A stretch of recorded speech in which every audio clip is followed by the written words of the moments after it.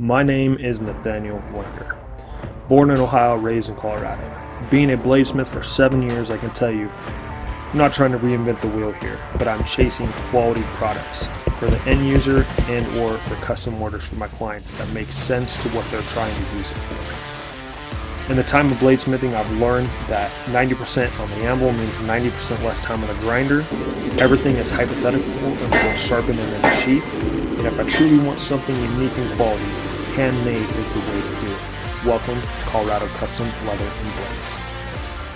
How's it going, everyone? Welcome to the Ed Show. My name is Nate, the owner of Colorado Custom Leather and Blades, and your host. So, I know we have to pick up on the Rust series, but let me just do the intro real quick, and I'll talk about what my plan is for this. So, if you are someone like me that appreciates high quality steel blades, uses them on the daily, lives by them, and or like me, makes them, this is the show for you where we talk all things knives, blades, whatever, just not cats.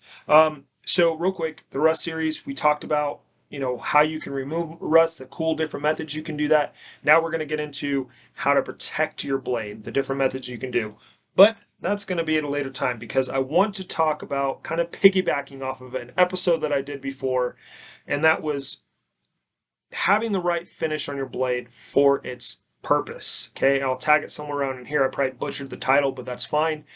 And we're going to focus on bushcraft knives because I see so many people taking these really beautiful high speed or camouflage blades into the bush, and while they look cool, it's a cool idea, but is it real? Is it a reality?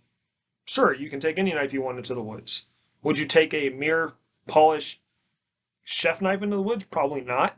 I mean, if you would, I'd really like to know in the comments if you would, because as soon as you get a scratch on that mirror, it's the first thing that you see. So it does not make sense. It's the same thing that comes to mind for me of why would you do a 400 to 600 or higher grit finish hand sanded on a bushcraft knife that's going to be used, right? A bushcraft tool is to be used. It's a tool, right? If you're going into the woods, by the way, or in the wilderness, and you're not bringing a knife along with you for however long you're going to be there, not a smart idea. Okay, so two things I'm going to do in this video, and I'm trying not to take a lot of your guys' time. I want to make this as simple and practical as I possibly can, and that is a series that I'm coming out with called the Wilds series, and this is the first part of it. This is called the WLD. Now, this is a prototype, one of two, or two of one, actually. I got the second one, my wife got the first, and how it's evolved since September as I'm traveling with my wife right now. She's a nurse contractor, and I'm assembling all the knives that I forged out in 3.5 weeks, which was somewhere around in the 43 or 45 of them. And 29 of them are this series right here that I'm about to show you.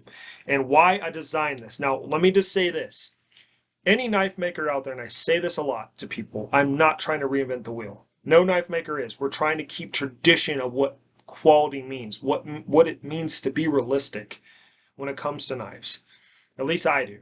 And I can only speak on behalf of myself with that. I've learned a lot in 7 years, and this is one of the things that I've learned is having the right finish for what it's used for. I personally would not take a 400 grit hand sanded finished blade into the wilderness because it's going to get scratched. It's going to, you're going to see brown spots on it when you're striking a fire, and it's hard to get off even with flits. It's thinking about that. I designed this with three things in mind: practical, realistic, and simple. This is a small task camp knife, and I'll talk about all the things I've been successful of using this thing for, and let me show you. So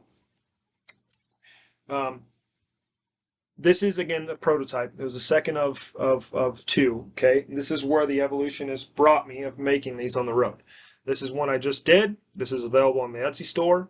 You can see the grinds are a little bit higher and it's not as robust, okay? Meaning that it's flatter. It's not as round right here. Why? Because if I flattened it, I have more application. And in the testing of using this knife right here, I've developed so many things. In fact, I keep notes of everything that I've done in this series, from the thickness of steel, the type of steel, where I need to cut off the dog head so I can forge on the tip. And because I did that, I have an 80-85% identical success rate with the forged product.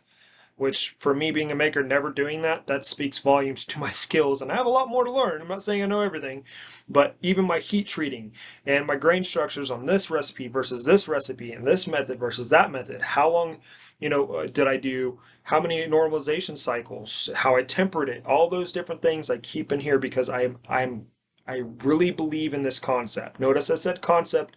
I didn't say knife. This is not a profile that's just now invented. Somebody else came up with this. Probably somebody came up with this idea. But how I finish this, let me just show you. Let me just tell you. This is blaze orange and glow in the dark. There's a glow in the dark bead in that orange pin right there. The sheath is blaze orange. I don't like blaze orange on knives, but because I want to be realistic and practical, that is what makes the most sense. Because if I can't find my knife, day or night, if I accidentally lose it or whatever, I dropped it in the woods and I got to backtrack, I can find it.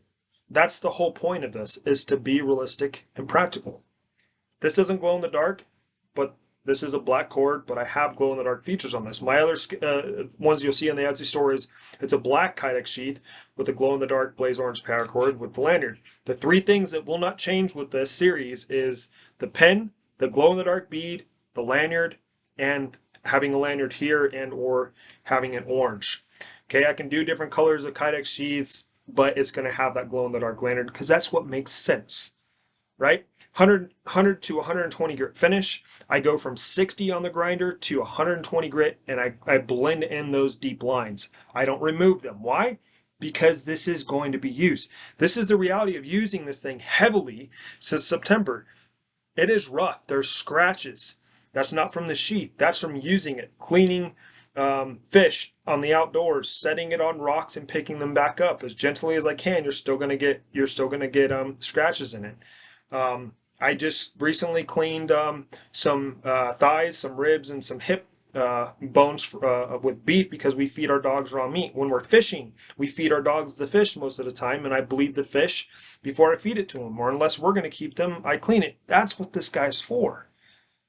And the finish on everything about this is what makes sense for me as an outdoorsman. I took conversations that I heard from Fieldcraft Survival and other people that are outdoorsmen like myself and learning from my foster dad who inspired me to make knives, who took Damascus knives that he did stock removal with and heat treated and all that stuff into the woods and hearing his conversations, what's important to him.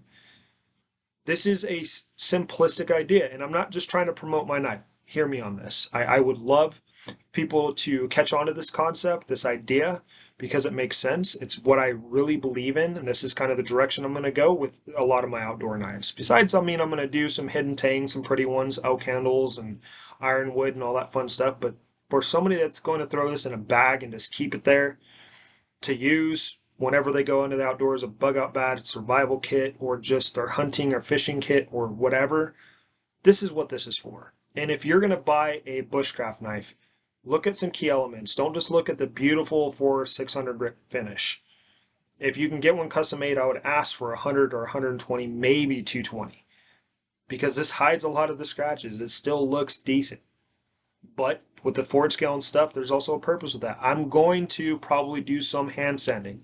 I'm going to be ending the video here in a second, guys, so bear with me.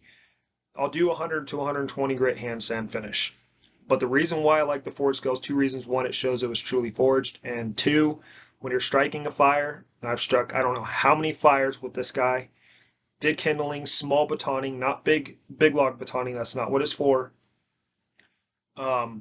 This protects it when you're striking a fire with those brown marks that you can barely get off with flits and it's still going to be there. So again, this is practical, realistic, simple. So guys, when you're searching for your next bushcraft knife, look at how it's finished. Because if you get a super expensive Damascus blade, and I'm not knocking Damascus makers out there, my dad's one,